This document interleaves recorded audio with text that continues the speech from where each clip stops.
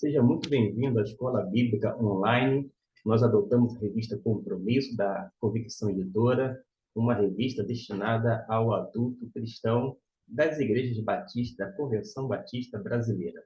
Nós adotamos a revista em questão e hoje nós estamos na lição de número 6, acerca do livro do profeta Jeremias, mas cujo tema, o livro é Lamentações de Jeremias. A proposta hoje, pelo autor da revista, é tratar sobre lamentações e esperança. Nós estamos diante de um texto bíblico.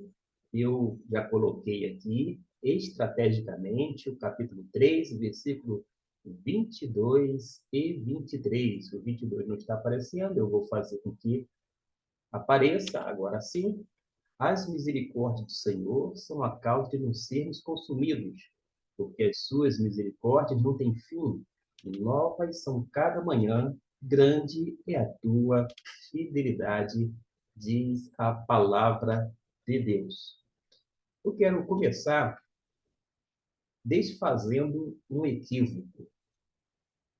Veja bem, comumente as pessoas falam da seguinte maneira: porque a Bíblia se renova a cada dia. Gente, a Bíblia não se renova a cada dia. Provavelmente, as pessoas estão, de forma consciente ou inconsciente, com os versículos que foram lidos em mente e acaba misturando as coisas. E por isso diz que a Bíblia se renova a cada manhã. Ratifico de que a Bíblia não se renova a cada manhã. Por causa de quê? Porque a palavra de Deus é sempre eterna, ou seja, ela permanece inalterada. Isto mesmo, a Bíblia não se modifica, sequer se renova. Acontece que a gente, como leitor, lê o mesmo texto, tipo o Salmo 23, e mesmo permanecendo o mesmo, não há nenhum tipo de renovação. Nós que mudamos quando nos colocamos diante da palavra de Deus. Às vezes a gente entra para uma leitura, uma meditação, com um espírito, vou dizer assim, mais quebrantado, contrito, e a gente absorve aquela palavra de Deus. Em outro momento, a gente pode, dependendo das circunstâncias, ter uma impressão de que algumas palavras não se encontravam ali, porque fica maravilhado. Como pode? Eu já li esse Salmo 23 inúmeras vezes, mas agora me falou de uma forma significativa, dentro de uma vertente. É isso mesmo, porque a palavra de Deus é a mesmíssima, ela não se altera, mas ela tem essa capacidade de acordo com a iluminação do Espírito Santo, de, uma vez lido, entendido, interpretado e aplicado, fazer essa aplicação plausível, quer indo por uma vertente ou outra. Mas isto não tem nada a ver com a afirmação de que a Bíblia se renova a cada manhã. O que a gente sabe, de acordo com o versículo 22, que as misericórdias do Senhor não têm fim, porque as suas misericórdias, né, não têm fim, novas são cada manhã, ou seja, é a misericórdia do Senhor que vai se renovar a cada amanhecer. O fato de nós estarmos vivos, vivinhos da Silva, como se diz aí no popular, é porque a gente vivenciou essa misericórdia divina nesta data. No caso que eu estou gravando, no dia 1º de novembro, por volta das 14 horas e 40 minutos. Percebeu a diferença? Uma coisa é a Bíblia afirmar que a misericórdia dele que se renova. E se renova o quê? A cada amanhecer. Outra coisa bem diferente é você afirmar que a palavra de Deus vai se renovando. Não, não, não. Não confunda alho com bugalho. Para dar um outro exemplo, muito patente diante dos nossos olhos, é o seguinte: O texto bíblico fala que Elias foi levado num redemoinho. Isso mesmo. Por duas vezes diz o texto. Elias subiu, né? Ou seja, foi levado, foi conduzido num redemoinho. Ele subiu. E aparece no meio do texto bíblico, apenas uma vez sequer, a expressão carruagem de fogo ou ainda carro de fogo, de acordo com algumas traduções. E o que as pessoas falam? Que Elias subiu na carruagem de fogo. Não fale uma besteira dessa. É uma tolice dizer isso, é uma falta de atenção com o texto bíblico, porque o texto bíblico é claro, ele subiu num redemoinho. E se você ler direitinho, a carruagem do fogo serviu apenas para separar Elias de seu servo Eliseu. Nada mais do que isso. E alguém vai dizer assim: que diferença faz? Tem toda a diferença. Uma coisa, outra coisa é outra coisa. Tem esses dois exemplos para a gente, né, já ter bastante atenção, fazer uma leitura cuidadosa do texto. Em relação a Lamentações de Jeremias, a gente sabe que desde o tempo do Antigo Testamento, o livro de Lamentações tem sido atribuído a quem?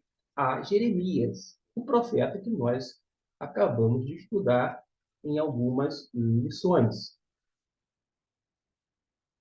Eu não quero falar da autoria, mas eu quero agora mencionar sobre o propósito. O propósito é um tanto difícil de definir, de resumir, na verdade, porque teologicamente aceita-se que o desastre, isso mesmo, desastre, falar sobre lamentações e esperança, nosso tema da revista, mas quando a gente vai para o texto, teologicamente aceita-se o desastre, porque o desastre é um juízo justificado pelos pecados do povo. Em tese, se baseia na antiga aliança, a qual estabelece que a desobediência e infidelidade do povo em relação a Deus resultariam em maldições. Isso mesmo. Quando a gente lê Deuteronômio, por exemplo, capítulo 28, versículo 15 até o 68, vai ficar patente, mostrando que algumas maldições elas seriam decorrentes da desobediência a Deus. O contrário também é verdadeiro. Quando o povo obedece, ele vai ser abençoado pelo mesmo Deus. Contudo, o livro mostra, vou dizer assim, uma dificuldade que o povo teve de aceitar aquele terrível sofrimento que seguiu a destruição de Jerusalém, com a morte de muitas pessoas e o exílio da maioria que sobreviveu. Tal sofrimento, no entanto, não era mais fácil de ser aceito só porque se sabia que era justo. Não era essa punição, apesar de tudo cruel e excessiva, seria correto que Deus agisse como um inimigo do seu próprio povo? São algumas perguntas que são feitas, citando aqui o capítulo 2, versículo 4 e 5 do livro de Lamentações de Jeremias. É porque a gente tem 5 capítulos de Lamentações. Muita gente, e até alguns professores, sequer leram na íntegra. E desta forma, algumas coisas passam, vou dizer assim, desapercebidas. Mas a gente precisa voltar um pouquinho aqui, permita-me essa digressão. A pregação dos profetas sobre o juízo também se apoiara sobre uma base. Em certo sentido, o livro, de fato, justifica a ação de Deus e mostra que não foi devido à sua fraqueza perante outros deuses que o exílio ocorrera. Ao contrário, o triunfo dos inimigos de Judá, na verdade, tinha sido causado pelo próprio Senhor. A gente fica maravilhoso com o livro de Lamentações de Jeremias. Há diversas respostas possíveis. Por exemplo, o livro pode falar para qualquer pessoa, inclusive cristã, que se sinta só ou abandonada por Deus. Nesse aspecto, a pessoa que se sentia só ou abandonada por Deus, tipo, ninguém me ama, ninguém me quer, etc e tal, é bastante parecido com os salmos de lamento ou de lamentação. E é bom expressar honestamente tais sentimentos e ter certeza da graça de Deus em meio a eles. Porque o profeta aqui, o chamado profeta chorão, ele rasga o seu coração, ou seja, ele abre o seu coração, deixa exposto diante de Deus e ele questiona, ele faz perguntas, mas não é uma afronta, não. Não é um homem petulante, não é um homem arrogante, é um homem que sente as misérias do seu povo. Ele está vendo a destruição da cidade de Jerusalém. A gente vê mais adiante, no livro de Lamentações, algo que pode ajudar o leitor contemporâneo. De que maneira? A se identificar com aqueles que estão passando grande diversidade. Ainda mais nós que vivemos no contexto evangélico, onde há um triunfalismo. A gente se considera o tal porque é filho de Deus. Somos filhos de Deus, sim, por adoção. Deus só tem um filho, Jesus Cristo, filho unigênito, filho único, correto? Todos nós nos tornamos filhos de Deus pela fé em Cristo Jesus, somos salvos mediante a graça e somos filhos adotivos. A gente não tem do que se gabar, nós somos enxertados, vou dizer assim, nessa família de Deus, uma família divina, por ação graciosa da parte de Deus. Nada de mérito humano, nós não merecemos nada a não ser a condenação, mas através de Cristo Jesus, nós fomos redimidos, resgatados, etc. e tal. Desta forma, aquela ênfase triunfalista, porque Jesus é meu irmão mais velho, como se eu tivesse todo o direito, toda a prerrogativa. Nananina, não. Nós somos filhos de Deus por adoção e nós somos servos do Senhor. O servo não tem vontade. A vontade do servo deve ser fazer a vontade do seu Senhor, do seu amo. É isso que a gente aprende com a Bíblia. O servo é literalmente um escravo. Logo, aquela história de que na minha vida mando eu, nada disso. Na minha vida, na nossa vida, quem manda, quem determina, quem dá as ordens é o Senhor. Porque nós pertencemos ao Senhor e não o Senhor nos pertence. É bem diferente. E há algumas identificações, porque as pessoas vão percebendo que momentos terríveis advêm a pessoas que fazem parte do povo de Deus, independente de ser uma causa originada no pecado, porque o pecado tem consequência. Mas muitas vezes os irmãos em Cristo sofrem não porque fizeram alguma coisa errada, mas sofrem por causa de escolhas e decisões feitas por outras pessoas, quer crentes ou não crentes.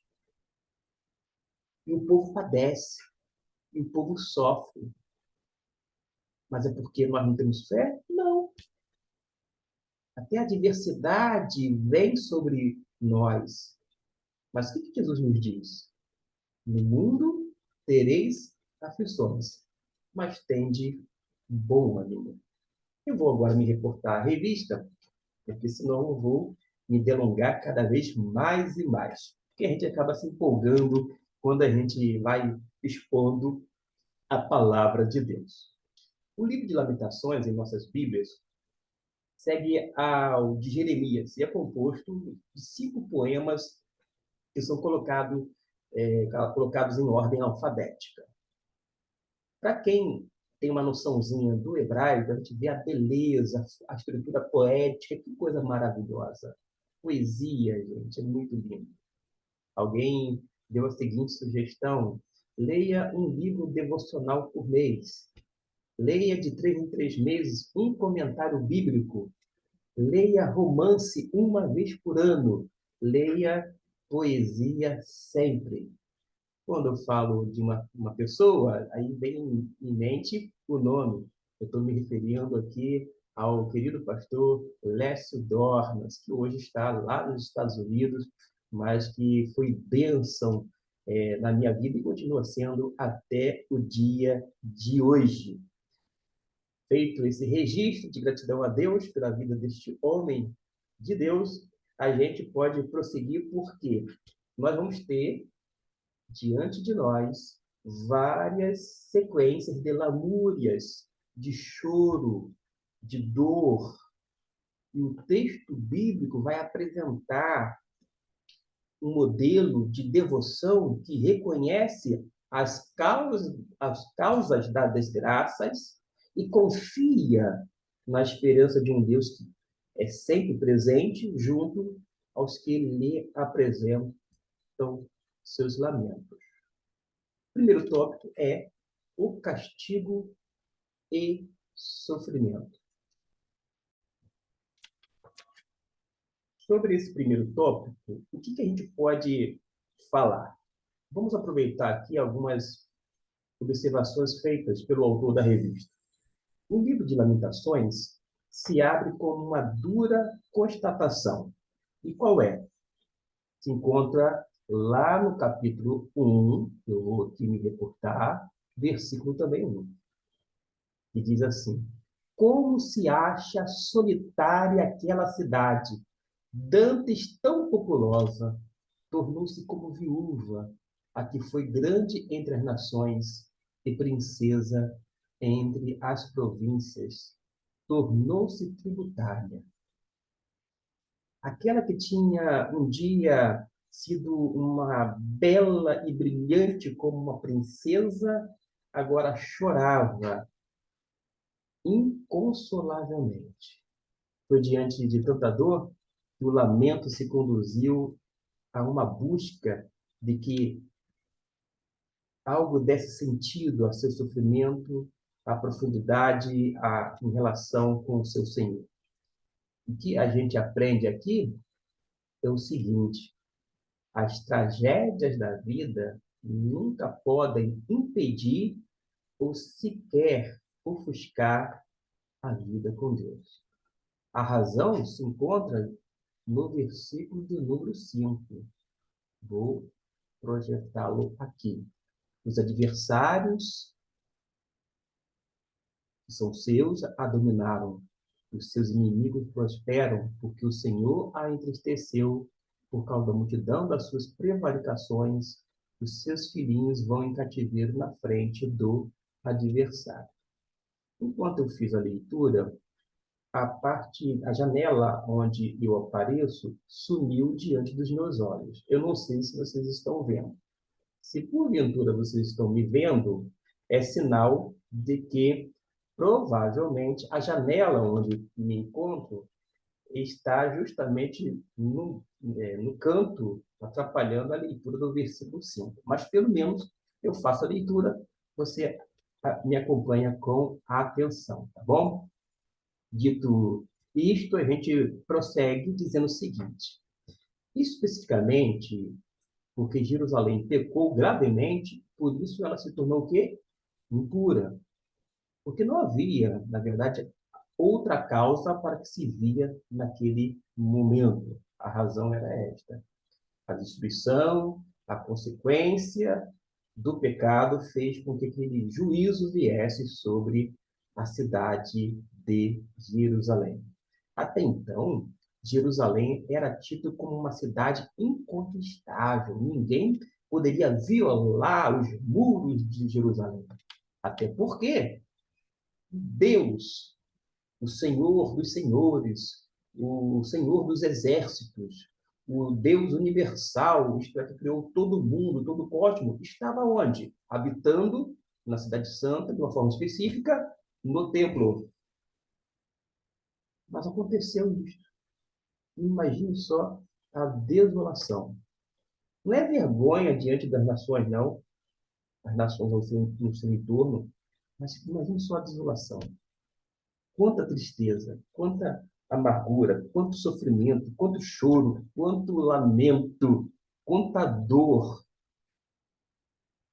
E não é à toa que no capítulo 2 eu vou projetar aqui, capítulo 2 no versículo de número 3, melhor 13, começa a nos falar o seguinte: que testemunho te, tra, te trarei a quem te. Deixa eu pular aqui, mas eu não vou dar pausa no vídeo, não, porque eu não posso fazer a que a gente chama de edição. O tempo é escasso, mas eu vou então só ficar no 12, versículo 13, e fazer a leitura. Agora sim, que testemunho te trarei? A quem te compararei, ó filha de Jerusalém? A quem te assemelharei para te consolar a ti, ó Virgem, filha de Sião? Porque grande como o mar é a tua ferida. Quem te sarará? Viu só o tamanho, a imensidão da ferida? Gente, era gigantesca, mas a ferida enorme, hercúlea, foi causada pelo quê? Pela desobediência à aliança com Deus. Uma desobediência direta com o Eterno. De modo que, se para Sodoma Deus não poupou o castigo pelos seus pecados, da mesma forma, ele estaria naquele momento acendendo seu fogo contra Sião para consumir os fundamentos daquela cidade pecaminosa, conforme a gente vai observar no versículo de número 11. Gente, com Deus não se brinca. Deus é amor, mas tem uma expressão que diz: Deus é fogo consumidor. A gente deveria temer e tremer diante de Deus. Mas muitas vezes a gente até abaixa a cabeça, mas quando pensa que ele não está olhando para a gente, quando a gente pensa, dia do engano, a gente quer fazer uma gracinha, a gente quer sair fora do caminho, vai para lá rapidinho e volta, pensa que ele não viu. Quem disse isso? Com Deus não se brinca. E Deus não passa a mão na cabeça dos seus filhos, não passou a mão na cabeça do povo de Israel. Puniu lá Sodoma e Gomorra, mas não fez vista grossa aos erros do seu povo. O que acontece hoje em dia, até mesmo no meio evangélico, é que as pessoas têm feito muita vista grossa. Antigamente, quando analiso um pouquinho a história da igreja evangélica brasileira, excluía demais. Os tempos bem, décadas passadas, 60, 70, 80, se a mulher andava de bicicleta ou de cavalo, era excluída. Se a pessoa usava um boné, colocasse um boné, era excluído. Ia para o cinema, exclusão. Ia para o teatro, desligado do rol de membro. Usava calça comprida, desligado do rol de membro. Se um jovenzinho introduziu ou tocou bateria, não podia tocar bateria dentro da igreja. Percebeu? Excluía por todo tipo de coisas. Se excluía demais. Hoje em dia, não. Se exclui de menos. Existem coisas que acontecem debaixo dos nossos olhos e a gente faz vista grossa. Como se diz no popular, quer esconder o sol com a peneira, mas não consegue. Deus está vendo. Nós, líderes, precisamos ser mais enérgicos, ter mais pulso no sentido de não deixar que as coisas corram assim, ó, de qualquer maneira, de forma frouxa. Nada disso. Nós temos que ser o quê? Ser zelosos. Isso mesmo. Cuidar primeiramente da nossa vida para ter condição moral e espiritual de cuidar da vida de outras pessoas. Não é um desabafo, mas é uma constatação deste por mais de 30 anos no cenário religioso. Apenas uma referência ao meio evangélico. Bom, estou inserido. Prossigo aqui dizendo que a causa do sofrimento, da limitação, não era, de maneira alguma, uma tipo de maldade por parte do Senhor. Ah, Deus está sendo mal, sádico. Ah, Deus tem prazer em ver o povo dele sofrer. Deus não é homem, tipo, que vai fazer assim, ó. Ele vai comer na minha mão. Ele aprontou comigo. Agora ele vai ver só. O mundo dá volta. E agora ele vai comer na minha mão. Vai ser do meu jeito. Não é dessa maneira, não, tá, gente? Deus agia com justiça. Deus age porque é uma afronta à santidade divina. Os nossos pecados ofendem a santidade do Eterno. Esta é a grande verdade. No momento assim, prossegue o autor da revista, o mais duro era constatar que os teus profetas te anunciaram visões falsas e insensatas e não denunciaram o teu pecado para evitar o teu cativeiro, mas anunciaram profecias inúteis e palavras que te levaram ao exílio. Havia falsos profetas, falsas mensagens, mensagens que eram recebidas pelas pessoas porque agradavam o seu ego, massageavam o seu ego, estava recebendo aquelas mensagens falsas porque eram agradáveis aos seus ouvidos. Não é diferente nos dias atuais. Só existem a quantidade de falsos profetas nos dias atuais porque há um monte de gente que não estão interessados na verdade bíblica. Pessoas que estão na caminhada cristã ou evangélica apenas por interesse, que é usar como uma moeda de troca, é uma barganha, é um toma lá da cá. Se eu me tornar cristão, eu vou ter um emprego que ganha milhares e milhares de reais, um alto salário, com diversas mordomias. Se eu me converter a Cristo, eu vou ser bem-sucedido nisso, naquilo outro, de uma forma como um bom empreendedor, ganhar muito dinheiro, ter fama. Gente, tudo isso baseado em interesses. Mas o que Deus quer de nós, assim como queria do seu povo, e não é diferente nos dias atuais, é relacionamento. Um relacionamento íntimo, duradouro e profundo. Um relacionamento, porque a vida nele, e nós precisamos estar nele para que vivamos verdadeiramente, para que a nossa vida faça sentido, para que ganhe significado, porque não tem outra razão de nós estarmos aqui se não for conhecer mais e mais o Senhor, saber quem Deus é, um Deus que é pessoal e por isso se relaciona com os seus. Um Deus que não se deixa ser chantageado. Opa, estou saindo, mas não vou cortar, não tem edição. O tempo não permite. Vai assim mesmo. Gente, é isso. A gente precisa ser mais coerente. Quando aqueles que teriam a obrigação espiritual, que eram os profetas, de serem portadores fiéis das mensagens ou da mensagem divina, eles se deixaram ser enganados. As consequências são desastrosas para o povo e restamos expressar o seu lamento. Lá no capítulo 5, eu vou fazer a leitura, você precisa acompanhar a palavra de Deus, porque no versículo 16 vai dizer o seguinte: caiu a coroa da nossa cabeça. Ai de nós porque pecamos. Ai de nós porque pecamos. A coroa caiu da nossa cabeça. É isso. Volto e bato mais uma vez na tecla dos falsos profetas. Falsos ensinos que vão adentrando de uma forma sorrateira, sutil, no arraial evangélico.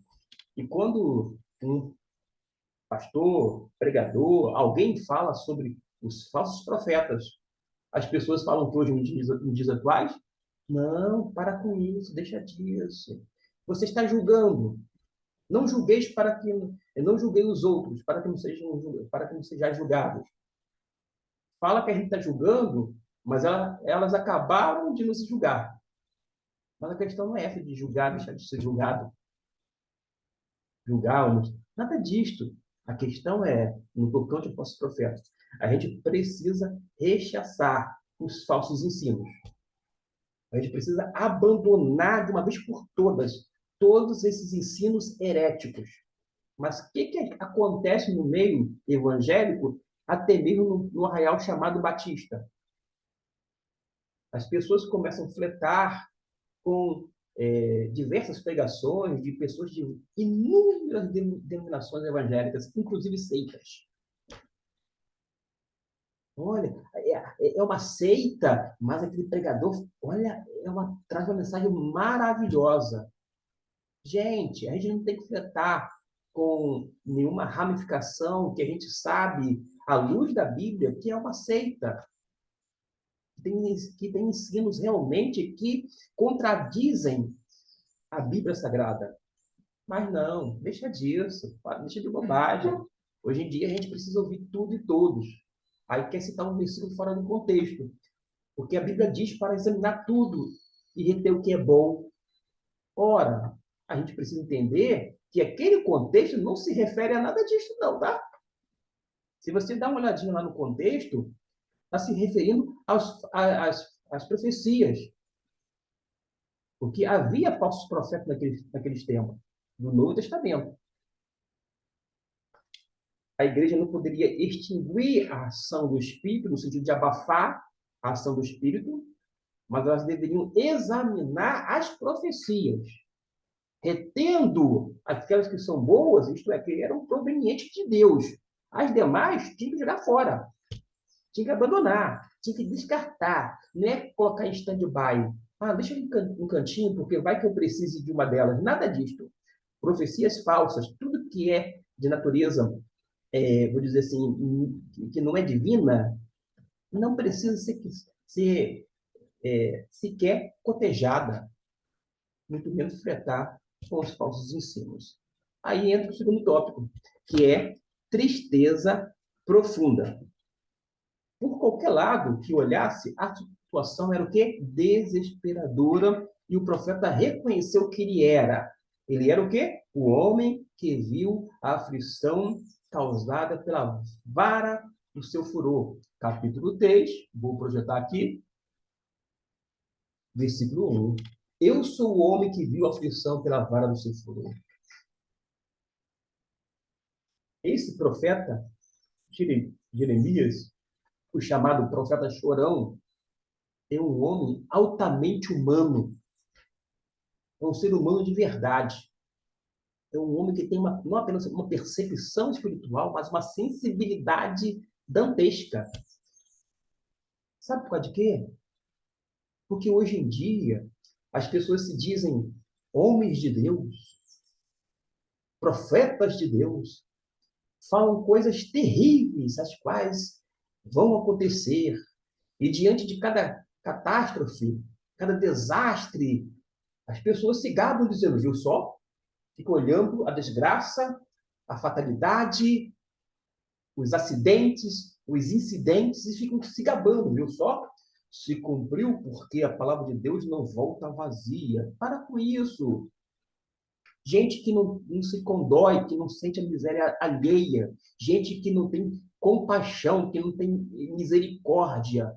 Gente que parece que não tem sentimento. Pessoas que parece que deixaram de ter essas sensações que são da natureza humana. A tristeza que é profunda, e não é tudo que ele chora, que ele questiona no bom sentido, tá? Ele indaga ao Senhor, constatar que todo o povo andava, sabe como? Sabe como que o povo andava? Gemendo, gemendo, gente. Procurando até o que comer, não tinha o que comer. No capítulo 4, quero projetar aqui para que você possa acompanhar.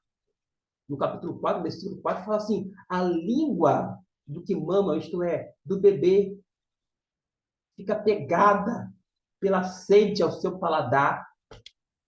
Os meninos pedem pão e ninguém lhe dá.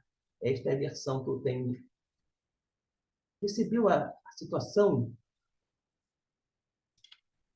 de desolação, gente?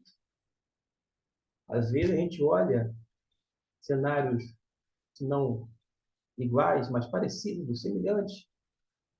Tanta coisa, a gente não derrama uma lágrima,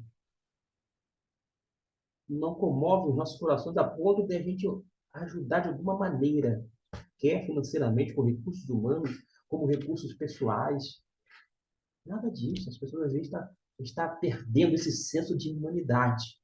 Se arroga ser um crente, uma pessoa espiritual, mas perdeu essa condição humana, sensitiva, isto é, relacionada à sensibilidade, a esses sentimentos, etc. Levou a lamentar. Só lhe restava uma alma cheia de amargura. Capítulo 3, versículo 5. Digo, 15. Ele sentava porque suas forças estavam exauridas. As suas forças estavam esgotadas. Capítulo 3, versículo 18. Percebeu o drama? Como era uma tristeza profunda? Então a lamentação se tornou mais profunda quando até Deus pareceu se distanciar ao perceber que já não a lei nem os seus profetas recebem a visão alguma da parte do Senhor. São em situações como essas em que a alegria do coração acaba, a dança se converte em lamento. E quando já não há quem console, que o lamento deve ser o mais sincero, pois ali o Senhor também vai se manifestar. É isso aí. Parou aí? Não. Vamos para o próximo tópico? Me acompanha? Eu vou abrir um parênteses aqui. Enquanto estou aqui gravando, uma série de incidentes vão acontecendo. Agora há pouco, não sei se vocês perceberam, eu sei que o som aqui é muito ruim, deficiente, e tinha um carro de som anunciando aí um produto, vendendo, e eu tive que dar uma pausa aqui, comecei a acelerar, fazer, acelerar para ver se ele não prejudicava essa parte, porque, como eu disse, eu não vou ter tempo de editar. Então, fecha esse parente aqui, caso você tenha ouvido aí outras vozes, um anúncio aí, etc e tal, mas deixa para lá, mas é a vida que segue. A vida real é assim, aqui a gente tem que se virar nos 30, né, nesse tempo aqui, mas o Papai do Céu da Graça, a gente continua numa boa. Fechei esse parênteses, vou para o próximo tópico, que é o penúltimo, e quando eu falei assim, parou por aí? Não. E qual é o tópico? Se você não tem a revista, o Senhor é justo. Isso mesmo. O Senhor é justo. Aqui se apresentou o grande desafio daquela situação de sofrimento. Como transformar a dor e o lamento numa experiência e vivência que aproximasse o profeta do seu Senhor? Porque depois que reconheceu a causa do sofrimento, era o castigo divino por causa do pecado do povo, que os seus líderes espirituais tinham se desviado do caminho e dos mandamentos do Senhor. O profeta fez o seu clamor da cidade. Sabe o que ele clamou? Vamos acompanhar o capítulo 1? É uma oração, gente. No versículo 20. Olha, Senhor, quanto estou angustiada, turbada, turbadas estão as minhas entranhas, porque as pessoas do Antigo Testamento sentiam com as entranhas e pensavam com o coração. Quando fala, meu coração está transtornado no meio de mim, se refere a esse processo mental, tá? A mente dele estava conturbada, transtornada, porque gravemente me rebelei. Fora me desfilhou a espada, dentro de mim está a morte. Que coisa. Em toda e qualquer circunstância, essa certeza nunca deve se afastar daqueles que conhecem um Deus, ou Deus que é eterno e cujo trono subsiste de geração em geração, pois foi esta, por dizer assim, a asseveração da parte dele. Versículo 19: Tu, Senhor, permaneces eternamente e o teu trono de geração a geração. O que ele pode falar para encerrar esse tópico? Será que ali, então, diante dessa confiança, que as lágrimas que correm como um ribeiro se transformam de lamentação e tristeza profunda em um clamor confiante? É só observar o capítulo 2, versículo 18. Vale a pena dar uma pausa, ler o versículo 18 do capítulo 2 e depois prosseguir. Aí você vai dizer, fez sentido. Pois é. É necessário a gente ler a Bíblia, independente de ser feita a leitura aqui ou não. É importante que a gente tenha, vou dizer assim, essa palavra lá no fundo da nossa alma. E como a gente está falando em profundeza, em clamor, confiante, é essa invocação derramada diante de Deus, até que ele atente e veja lá do céu, porque ele tinha essa esperança. A sua oração seria ouvida por Deus e Deus os veria. No versículo 3, versículo, capítulo 3, versículo 50 diz: Até que o Senhor atente e veja desde os céus. 57 nos diz o quê? No versículo 57, tu me aproximaste no dia que te invoquei, disseste, não temas. É isso, gente. Não temas. A gente não precisa temer. A gente chora, a gente passa por adversidade, por lutas, por dificuldades, por tristezas, por desolação. Mas a gente pode clamar ao Senhor, perto do que Ele está nos vendo, e a gente não tem o que temer. A gente passa por isso, e como se diz no popular, a gente tira de letra.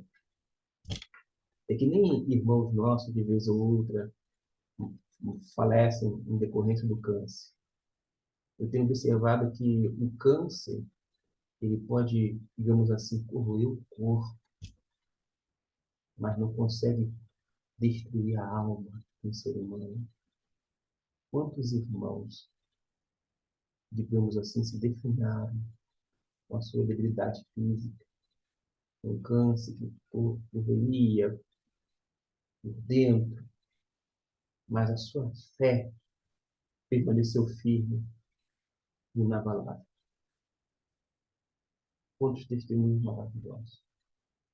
Porque se a nossa fé não tiver importância e não for usada, inclusive, nos momentos mais difíceis da nossa vida, não tem serventia alguma.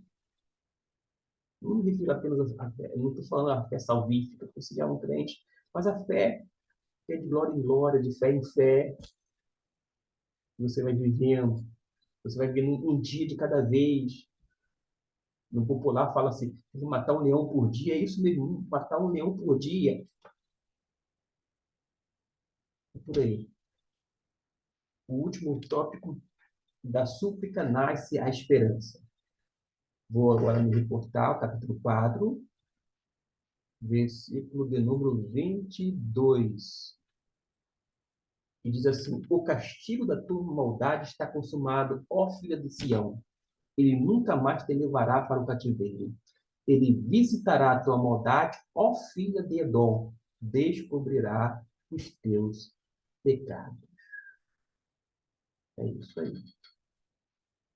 O lamento pode ser transformado em súplica, conforme o nosso capítulo 5, quando fala nosso, está nas Lamentações de Jeremias. Capítulo 5, versículo 1. Lembra-te, Senhor, do que nos tem sucedido. Considera e olha para o nosso opróbrio, ou seja, para a nossa vergonha. A súplica sincera diante de Deus faz nascer a esperança, o que começou com um choro doido, digo, opa, que gafe, né? Eu li aqui, é doído, doeu agora na minha alma. Como que eu fui fazer um comentário? Fui ler assim, dessa forma. Como um choro doído e tristeza profunda quando foi dirigido ao Senhor que é justo. Mudou em uma canção de esperança, na certeza de que as misericórdias renovam-se a cada manhã. Depois dessa gafe aqui, que eu li doido ao invés de doído, veja só a diferença que faz um acento. Mas eu tenho uma justificativa, e vocês já sabem disso, vocês que me acompanham, sabem que eu tenho glaucoma, de verdade. Eu tenho glaucoma, e esse óculos, claro, multifocal, para perto e longe. Mas eu estou lendo aqui com a lente errada. Lente errada porque eu me voltei aqui para o texto bíblico, para a lição que está aqui diante de mim. A gente tem que ler quando tem uma posição, quem sabe não tem apenas glaucoma ou qualquer outra debilidadezinha visual, né? Sabe que a gente tem que manter para fazer a leitura. Aqui está seguindo corretamente. Ó. Choro doído. Mas tem que ficar na posição correta. Caso contrário, você lê com a parte da lente errada, porque uma para distância, outra para perto. Não sei se colou, né? Mas vai que cola. Deixa aí essa justificativa e espero realmente a compreensão da parte de vocês. Prosseguindo, versículo 23, que a gente já iniciou, que é o texto de ouro, renovam-se cada manhã. O que renova-se cada manhã? É a Bíblia? Não. O que renova cada manhã é a misericórdia do Senhor. E por isso a gente pode dizer assim, grande é a tua fidelidade. Três fatores, segundo o autor, basicamente deram sustentação à confiança que veio da lamentação apresentada em forma de invocação ao Senhor. A primeira sustentação era a lembrança esperançosa. Lembra do tópico da revista, do assunto? Lamentações e esperança, gente. Esperança. Isso aí. A gente tem que ter esperança. Alguém vai dizer, a esperança é a última que morre. Ditado popular à parte, foca aqui na revista. É uma esperança, é uma lembrança esperançosa. Você sabe que pode confiar. O cenário não lhe mostrava nada que inspirasse alento, que somente fosse ocupado de lembranças e esperanças. Às vezes a gente fica vendo um cenário tão desolador, né? Mas quando a gente observa que Deus cuidou da gente esse tempo inteiro, no meu caso, eu fiz em agosto 47 anos de idade.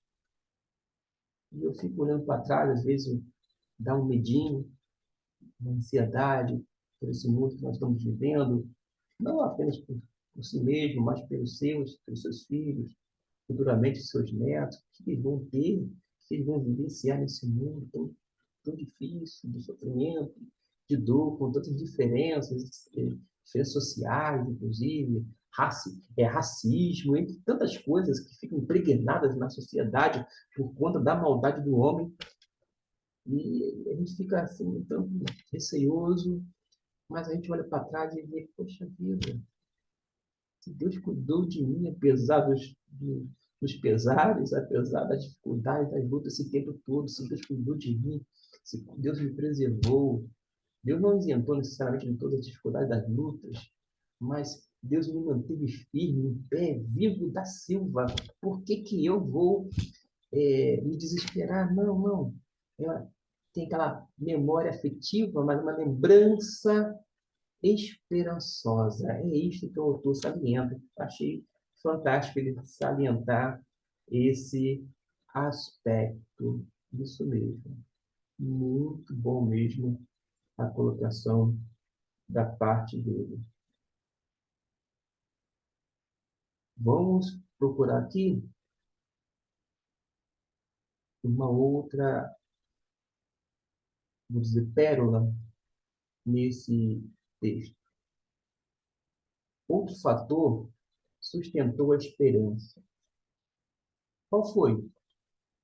O conhecimento. O profeta sabia que o Senhor é bom e por isso Deus não rejeitaria para sempre. É isso mesmo. Deus nos disciplina, nos castiga, porque nos quer bem, porque nos tem como filho, e a disciplina é justamente porque Deus ama o filho, visando a correção. A gente sofre, a gente geme, a gente não gosta da disciplina, mas a gente sabe que Deus é bom. Deus é bom. Deus é bom o tempo todo, todo, o tempo todo. Deus é bom. O homem que é mau, coração enganoso por demais. Meu Deus. E Ele tem misericórdia de nós. Mas a gente precisa lembrar de que Deus é bom. É certo que tem coisas que não é do agrado do Senhor, Ele fica fingindo algumas coisas, ou infringindo outras, mas Ele não faz isso com o coração assim, cheio de alegria, não. Mas não só o coração de Deus, punindo o seu povo, disciplinando o seu filho. É aquele com pesar no coração. Como uma base numa lembrança que produz confiança e na fé confiante em Deus, tem uma outra sustentação, que é a certeza. Certeza de quê? De que o Senhor haveria de ouvir e atender o clamor da lamentação. O perdão. A causa principal da queda de Jerusalém, daquela cidade, foi, capítulo 1, vou colocar aqui novamente, capítulo 1, versículo 8. Jerusalém gravemente pecou, por isso se fez instável. Todos os que a honravam a desprezaram, porque viram a sua nudez. Ela também suspirou e voltou para trás. Jerusalém pecou gravemente. Disso o autor bíblico não tem dúvida alguma. Mas quando há uma mudança de atitude do povo, examinando os seus caminhos, levantando o coração e as mãos em direção a Deus e voltando para o Senhor, firma-se a fé, porque Deus perdoa, Ele é rico em perdoar, Ele restaura. E esse lamento aqui que se mostrou inicialmente sofrido pela desgraça à vista, finalmente foi capaz de ser a expressão da oração confiante, conforme está no capítulo 5, versículo de número 21. Converte-nos, Senhor, a ti, e nós nos converteremos. Renova os nossos dias como dantes. Leio apenas a conclusão e nos diz o seguinte: mas que um canto de choro e dor, tristeza e sofrimentos, a voz profética pode ser lida no livro de Lamentações, de que é a certeza do clamor que se converte em esperança quando apresentado ao Senhor. A causa primeira da queda e exílio de Jerusalém é o castigo provocado pelo pecado nacional do povo e de seus líderes. E isso trazia uma tristeza profunda. mas a certeza de que o Senhor é justo sempre haverá de trazer esperança para os que nele confiam. Que Deus abençoe a sua vida, que Deus possa lhe abençoar rica e abundantemente. É a minha oração, é o desejo do meu coração. Final de semana chegando, feriadão, eu estarei no congresso dos homens da Sociedade Masculina Missionária, que é uma instituição ou uma organização missionária, esse final de semana, sexta, sábado e domingo. Eu tive, nesse segunda-feira, compromissos, terça-feira, atividade, e hoje consegui tirar um tempinho para me dirigir a você e deixar o que é mais importante aqui, que não é necessariamente as minhas palavras, mas a mensagem que você recebemos da parte de Deus. Deus abençoe a sua vida, uma vez mais. Fique com Deus.